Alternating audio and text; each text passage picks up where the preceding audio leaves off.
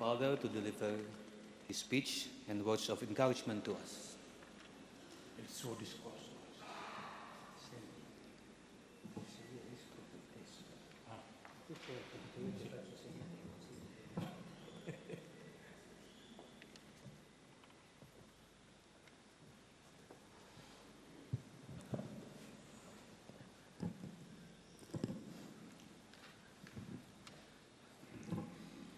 Cari fratelli e sorelle, buongiorno. Ci sono cardinali, ci sono vescovi, ci sono preti, ci sono suori, ci sono le laiche, i laici, ci sono i bambini, ma tutti siamo fratelli.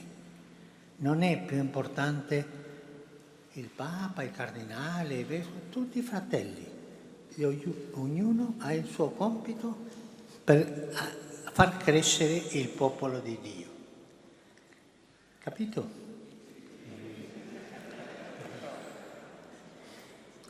Saluto i cardinali, i vescovi, i sacerdoti, i diaconi, le consacrate, i consacrati, i seminaristi e i catechisti presenti.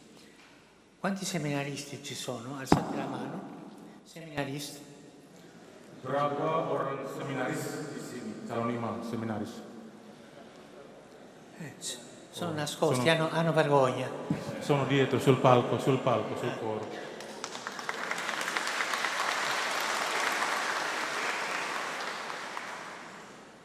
Ringrazio il Presidente della Conferenza per le sue parole e anche i fratelli e le sorelle che hanno condiviso con noi le loro testimonianze. Come è stato ricordato, il motto scelto per questa visita apostolica è fede, fraternità, compassione. Penso che siano tre virtù che esprimono bene sia il vostro cammino di Chiesa, sia la vostra indole di popolo, etnicamente e culturalmente molto varia, ma al tempo stesso caratterizzata da una connaturale tensione all'unità e alla convivenza pacifica, come testimoniano i principi tradizionali della Pancasila. Vorrei riflettere insieme con voi su queste tre parole. Saudara-saudari sekalian, selamat sore. Di sini saya melihat ada kardinal, uskup-uskup, pastor-pastor, romo-romo, suster-suster, awam, yang besar dan yang kecil. Semuanya hadir di sini. Tidak merupakan sebuah perbedaan di antara kita. Semua kita adalah saudara. Dan saya diberikan tanggung jawab untuk menumbuh dan mengembangkan Gereja Katolik. Saya ingin menyapa semua yang hadir di sini. Saya juga ingin berterima kasih kepada Ketua Konferensi Wali Gereja Indonesia untuk sambutannya. Demikian juga kepada saudara dan saudari kita yang telah membagikan kesaksiannya dengan kita. Seperti yang Anda sekalian ketahui, moto yang dipilih untuk kunjungan apostolik ini adalah iman, persaudaraan, dan bela rasa. Saya pikir ketiga keutamaan ini mengungkapkan dengan baik perjalanan Anda sebagai sebuah gereja dan karakter Anda sebagai sebuah bangsa yang secara etnik dan budaya berbeda.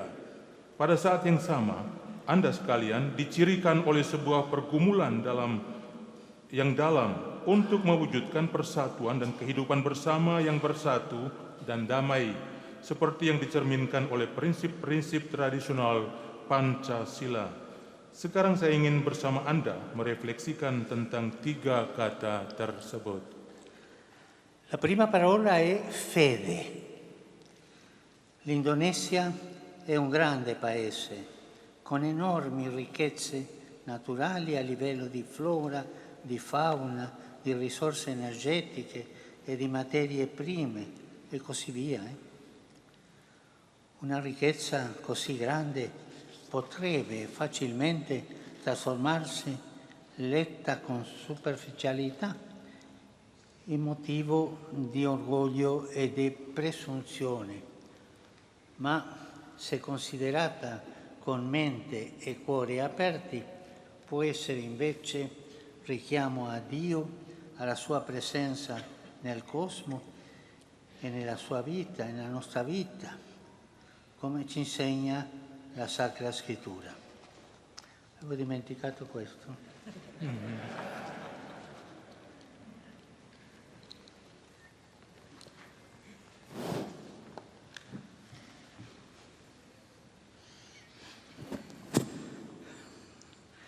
È il Signore, infatti, che dona tutto questo. Non c'è un centimetro del meraviglioso territorio indionesano, né un istante della vita di ognuno dei suoi milioni di abitanti che non sia dono del Signore, segno del suo amore gratuito e preveniente di Padre. E guardare tutto questo con umili occhi di figli ci aiuta a credere, a riconoscerci piccoli e amati e a coltivare sentimenti di gratitudine e di responsabilità.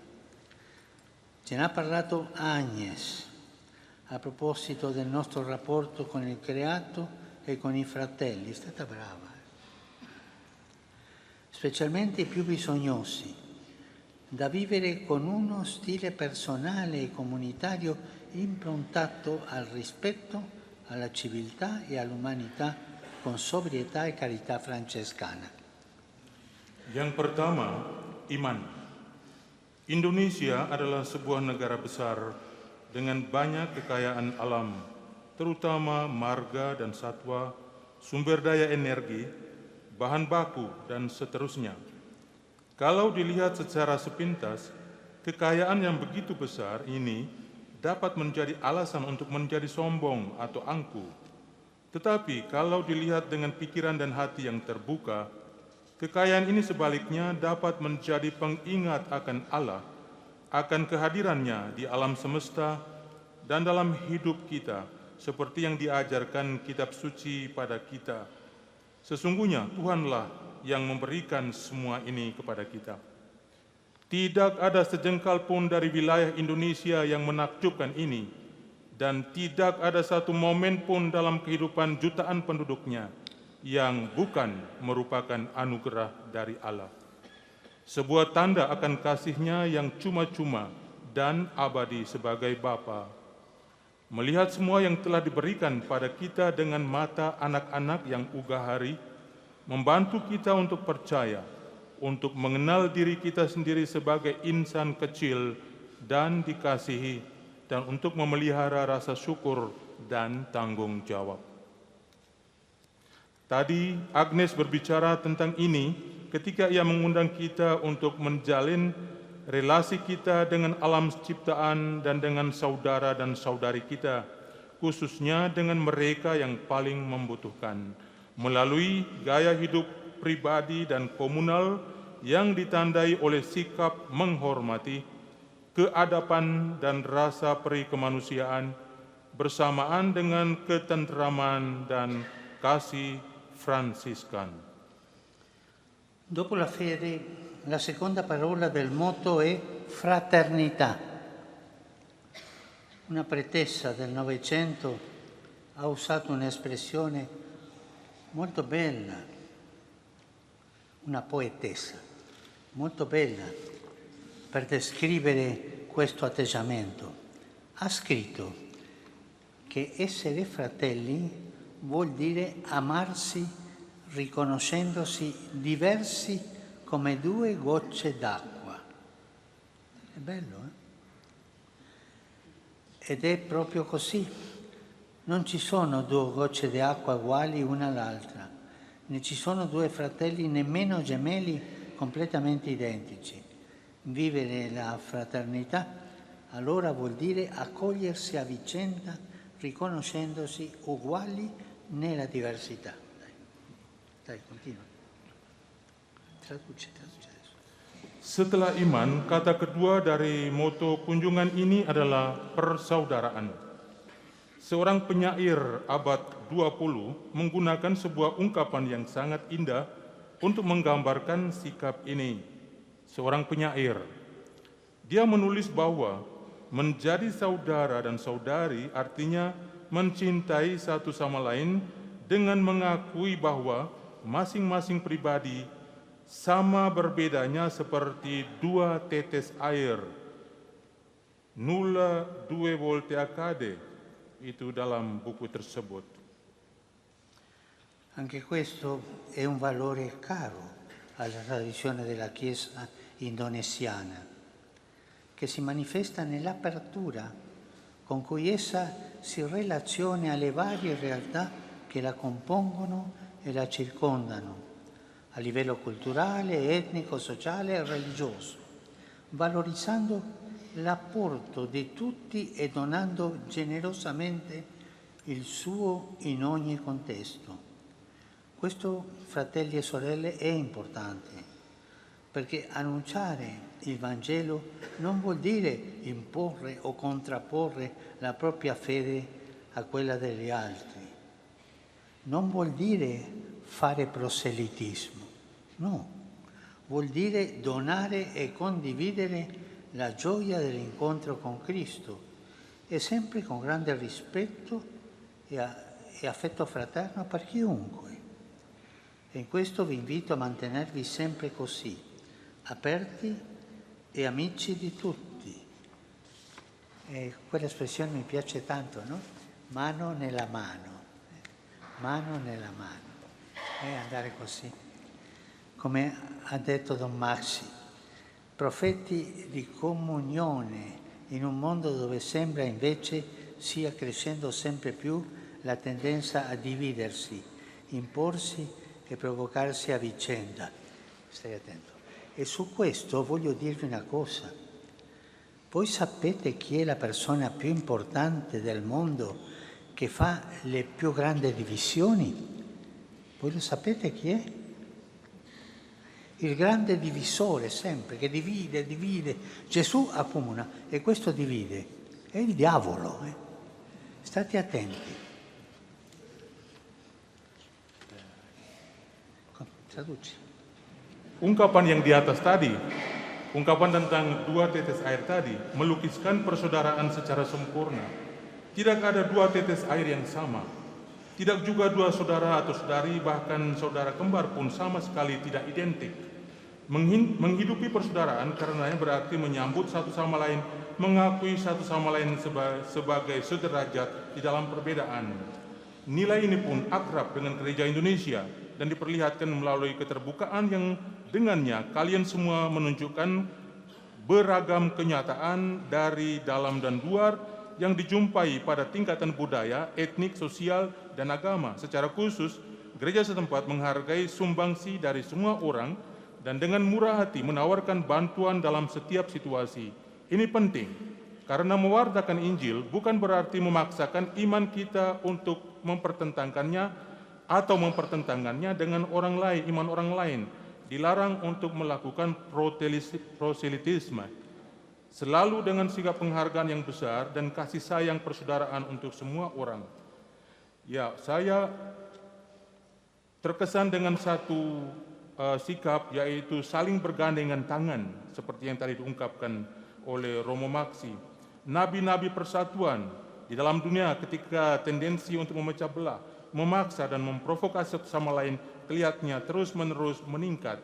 Dan satu hal yang beliau tambahkan secara spontan, kamu tahu apa yang mempunyai kepentingan atau apa yang memecah belahkan, apa yang meruntuhkan. Semua itu tentu saja adalah kerja setan. Jadi berhati-hati. Cosa ti ha fatto ridere?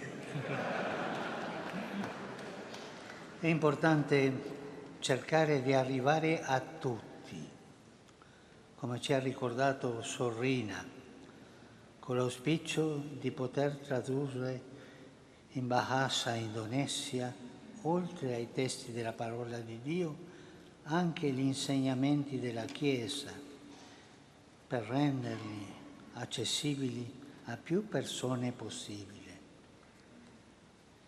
E lo ha evidenziato anche Nicolas. descrivendo la missione del catechista con l'immagine di un ponte che unisce. Bravo. Questo mi ha colpito e mi ha fatto pensare allo spettacolo meraviglioso nel grande arcipelago indonesiano di migliaia di ponti del cuore, che uniscono tutte le isole e ancora di più a milioni di tali ponti che uniscono tutte le persone che vi abitano. Ecco un'altra bella immagine della fraternità, un ricamo immenso di fili di amore che attraversano il mare e superano le barriere e abbracciano ogni diversità, facendo di tutte un cuore e un'anima sola. Il linguaggio del cuore, non dimenticatevi. Kita tadi sudah diingatkan oleh Suster Rina, penting untuk mencoba menjangkau setiap orang. Mengenai hal ini diharapkan bahwa tidak hanya teks-teks sabda Allah, tapi juga ajaran-ajaran gereja diterjemahkan ke dalam bahasa Indonesia agar dapat dijangkau oleh sebanyak mungkin orang. Nicholas juga menunjukkan perlunya menjangkau setiap orang, seraya melukiskan misi seorang katekis dengan perumpamaan jembatan yang menyatukan. Hal ini menyentuh saya dan membuat saya berpikir tentang visi indah di dalam negara kepulauan Indonesia yang luas, yang terdiri dari ribuan jembatan hati yang menyatukan semua pulau dan bahkan jutaan lagi jembatan yang menyatukan semua orang yang hidup di sana. Perumpamaan indah lainnya tentang persaudaraan adalah sebuah permadani besar dari benang cinta yang melintasi lautan, mengatasi rintangan-rintangan, dan merangkul semua perbedaan, membuat semua orang menjadi sehati dan sejiwa. Beliau tekankan jembatan kasih.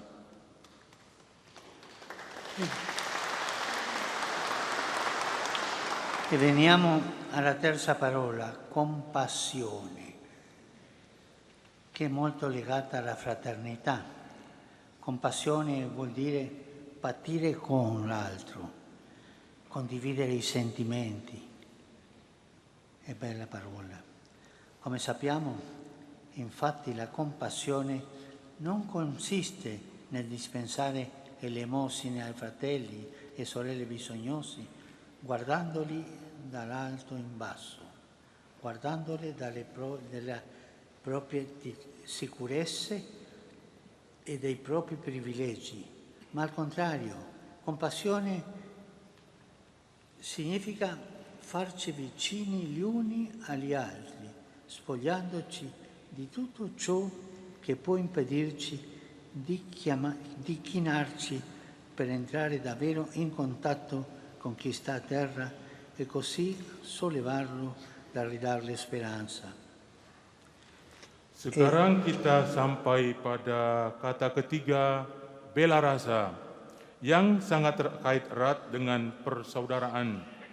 Kita tahu bahwa bela rasa tidak dibatasi saja pada memberi sedekah kepada saudara dan saudari yang membutuhkan, sambil memandang rendah mereka dari menara rasa aman dan keberhasilan kita. Sebaliknya, bela rasa berarti mendekatkan kita satu dengan yang lain, menghapuskan segala sesuatu yang menghalangi kita untuk turun menyentuh mereka yang ada di bawah, mengangkat mereka dan memberikan mereka harapan. Bandingkan Fratelli Tutti 70. Terlebih, bela rasa berarti merangkul mimpi dan hasrat mereka akan kebebasan dan keadilan, memelihara mereka, mendukung mereka sambil melibatkan orang lain, memperluas jaring dan batas-batasan untuk menciptakan kekuatan kasih yang luas dan besar. E questo è importante, toccare la povertà. Quando io confesso, domando sempre alle persone adulte: tu dai elemosina? Mi dicono di sì, generalmente, perché è gente buona. Ma la seconda domanda, tu quando dai l'elemosina, tu tocchi la mano del mendicante, tu li guardi agli occhi o tu le butta la moneta da lontano per non toccarlo? Questa è una cosa che dobbiamo imparare tutti. La compassione significa soffrire, patire, accompagnare nei sentimenti a quello che sta soffrendo, abbracciarlo, accompagnarlo.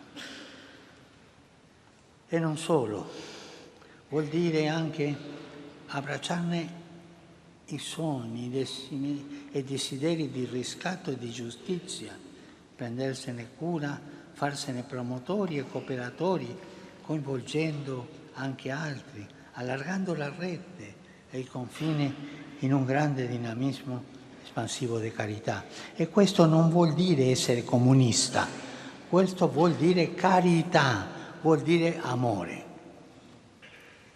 Adalah penting untuk menyentuh orang-orang kecil atau kaum miskin. Ketika saya mendengarkan pengakuan, saya biasanya bertanya kepada orang, apakah dia atau orang itu pernah memberikan sedekah kepada orang miskin? Itu pertanyaan yang pertama. Lalu yang kedua, pertanyaannya, apakah dia juga menyentuh tangan orang yang meminta? Beliau ingin mengatakan bahwa kita tidak hanya memberi, tetapi juga bersentuhan langsung dengan yang meminta, kaum miskin, memandang ke dalam mata mereka. Itulah yang dikatakan tadi sebagai mengembangkan jaringan kasih. C'è chi ha paura della compassione. Ci sono persone che hanno paura della compassione perché la considera una debolezza, soffrire con altri una debolezza. Ed esalta invece, come se fosse una virtù, la scaltrezza di chi fa propri interessi mantenendosi a distanza da tutti, non lasciandosi toccare da niente e da nessuno, pensando così di essere più lucido e libero nel raggiungere i propri scopi. Purtroppo io ricordo una persona molto ricca, ricchissima, a Buenos Aires, ma che aveva il vizio di prendere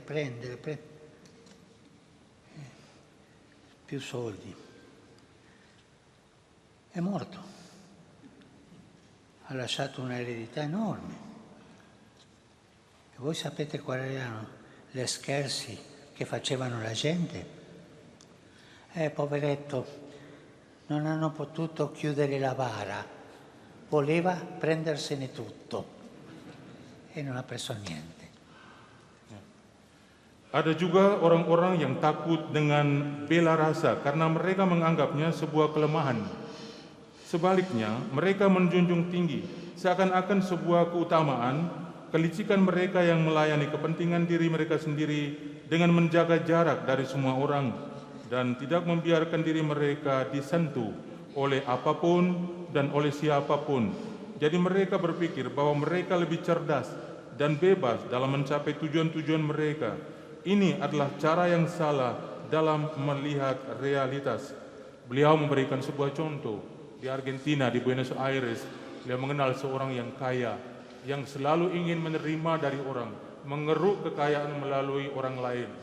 Lalu orang-orang sekitarnya membuat sebuah lelucon mengatakan, anak yang malang, orang yang malang, karena dia begitu ingin mendapat dari yang lain, tetapi kemudian tidak bisa menutup peti jenazahnya sendiri. Fa ridere così, ma non dimenticate una cosa, Il diavolo entra dalle tasche, sempre. Setan selalu ada di dalam saku kita. È vero? Apakah Anda percaya?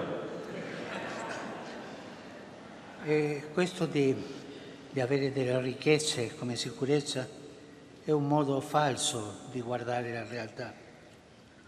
Ciò che manda avanti il mondo non sono i calcoli di interesse che finiscono in genere con distruggere il creato e dividere le comunità, ma la carità che si dona, questo porta avanti, la carità che si dona. E la compassione non offusca la visione reale della vita, anzi ci fa vedere meglio le cose nella luce dell'amore, cioè ci fa vedere meglio le cose con gli occhi del cuore. Yang membuat dunia bergerak maju bukanlah perhitungan kepentingan pribadi yang umumnya berujung pada kerusakan ciptaan dan pemecah belahan komunitas, tetapi mempersembahkan kasih kepada sesama. Bela rasa tidak menggelapkan visi kehidupan yang sejati. Sebaliknya, bela rasa membuat kita mampu melihat pelbagai hal lebih baik dalam terang kasih. Secara spontan beliau mengatakan, kita melihat realitas dengan baik hanya dengan mata hati. E vorrei ripeterlo, per favore state attenti, non dimenticate, il diavolo entra dalle tasche. Ya, oleh karena itu, tolong jangan lupa, setan selalu ada di dalam saku.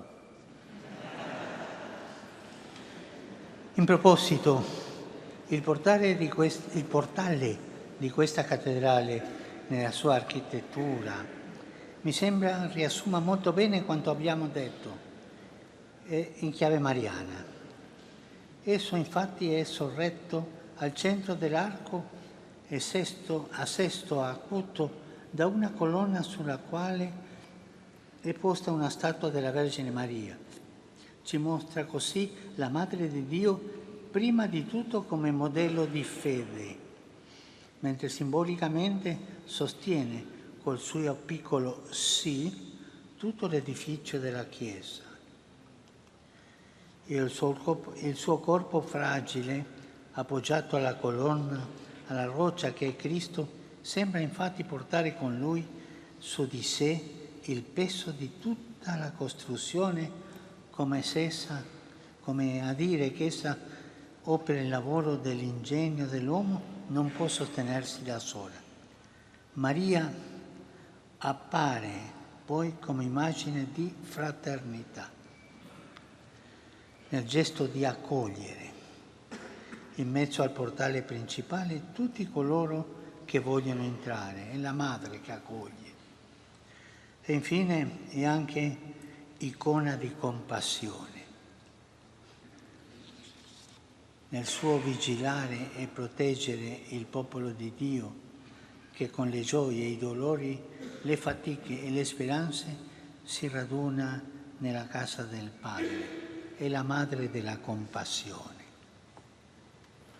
Berkaitan dengan ini, kita melihat arsitektur pintu masuk utama katedral ini dengan titik berat pada corak Marianya, merangkum dengan baik apa yang telah kita katakan tadi. Di pusat lengkungan yang menunjuk ke atas, terdapat pilar yang di atasnya ada patung perawan Maria. Hal ini menunjukkan kepada kita bahwa Bunda Allah di atas segala-galanya adalah teladan iman.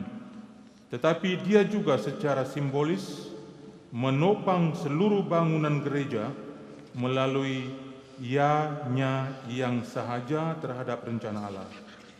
Tubuhnya yang rapuh, yang diletakkan di atas pilar, di atas batu wadas yang adalah Kristus sendiri, seolah memikul beban seluruh bangunan bersamanya, seolah-olah mau mengatakan pada akhirnya bahwa karya manusia dan kecerdasan manusia tidak dapat mendukung dirinya sendiri.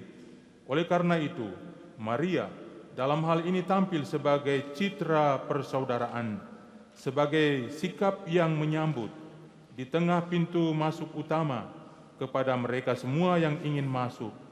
Akhirnya Bunda Maria juga merupakan sebuah ikon bela rasa yang mengawasi dan melindungi umat Allah yang dalam suka dan duka mereka bekerja dan berharap yang berkumpul di rumah Bapa. Cari fratelli e sorelle, mi piace concludere questa conversazione riprendendo ciò che San Giovanni Paolo II, in visita qui alcuni decenni or sono, ha detto proprio rivolgendosi ai vescovi, ai sacerdoti e ai religiosi e religiose. Citava il versetto del Salmo: «Letentur insule multe», gioiscono le isole tutte, e invitava i suoi ascoltatori a realizzarlo, rendendo testimonianza alla gioia della resurrezione e dando la vita così che anche le isole più lontane possano gioire udendo il Vangelo di cui voi siete veri predicatori e insegnanti e testimoni.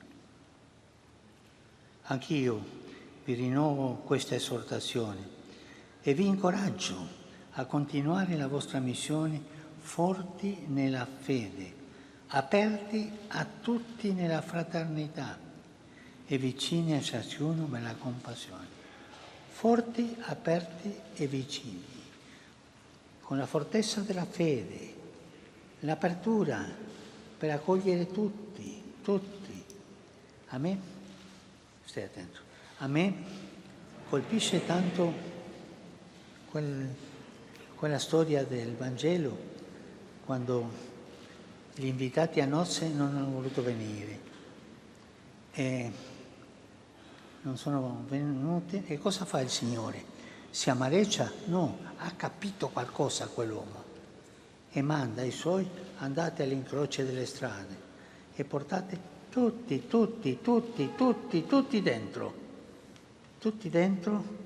con questa cosa tanto bella che andare avanti con la fratellanza, con la compassione, con l'unità, tutti. E penso io a tante isole, no?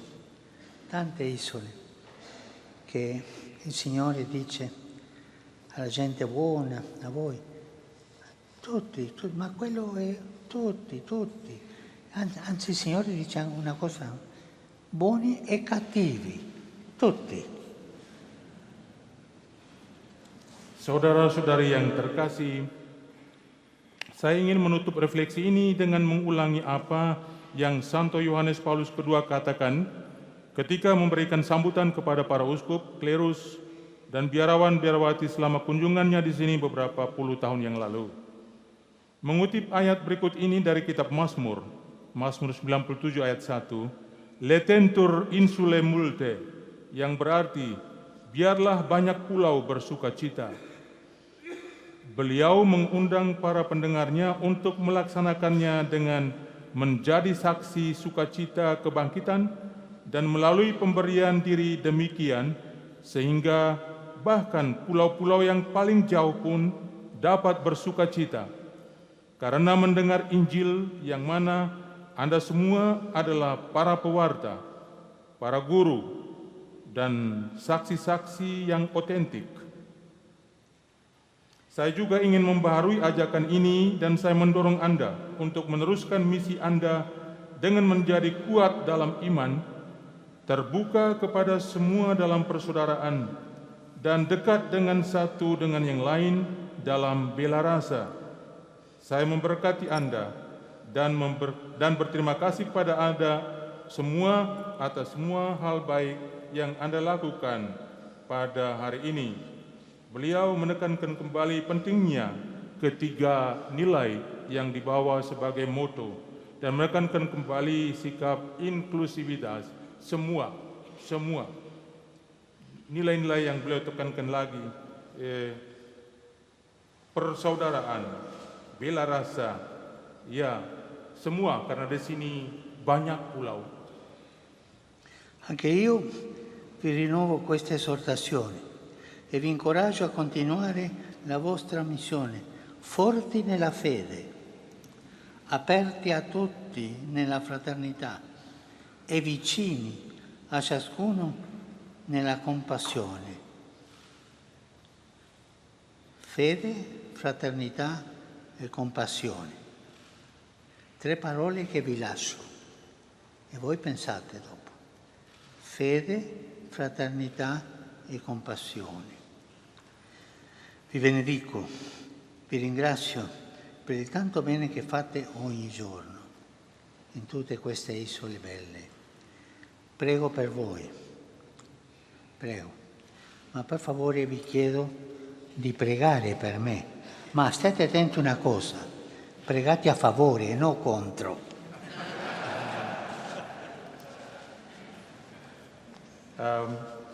Jadi sebenarnya sudah diterjemahkan tadi, beliau membaharui ajakannya dengan menekankan 3 hal sebagai moto kunjungan beliau pada hari ini.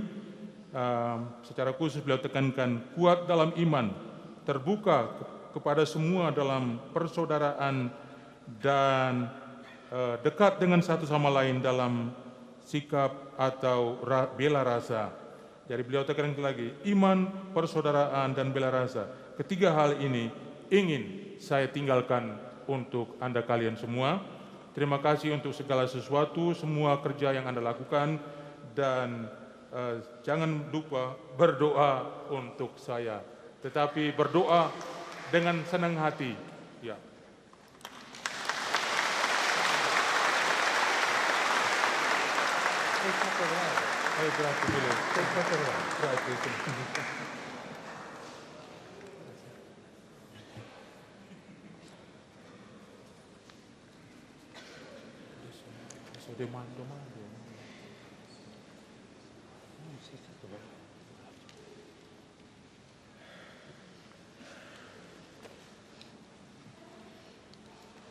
Let us all kneel and pray of Ave Maria.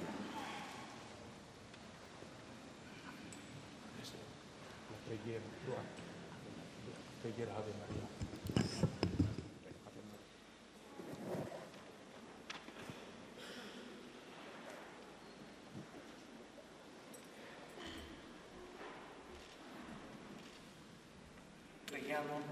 Ave Maria, ognuno nella propria lingua.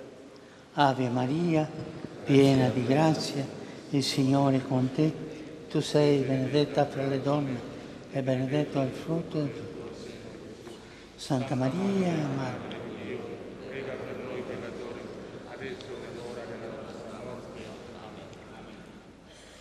Domino vobiscum. Sit nomen Domini benedictum. Aiuterium nostrum in nomine Domini.